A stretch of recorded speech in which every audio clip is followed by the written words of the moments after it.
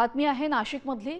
सुरगाणामधील पळसणमधील आदिवासी आश्रमशाळेतील भीषण वास्तव समोर आलेले आहे। या आश्रमशाळेत 440 विद्यार्थी राहत असून खाटा नसल्याने त्यांना थंडगार जमिनीवर झोपावं लागते।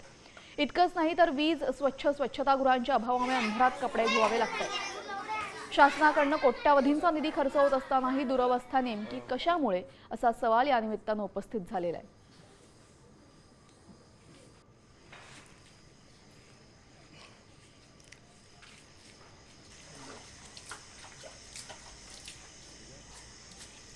सुरगाणामधील नाशिकमधली ही संपूर्ण परिस्थिती आहे। आदिवासी आश्रमशाळेमध्ये सोयी सुविधांचा बोजवारा उडालेला आहे। 440 विद्यार्थी इथं राहत असताना इथं एकाही विद्यार्थ्याला झोपायला खाट नाहीये, त्यामुळे त्यांना थंडगार जमिनीवर झोपावं लागते। स्वच्छतागृहांची अवस्था सुद्धा अत्यंत दयनीय आहे।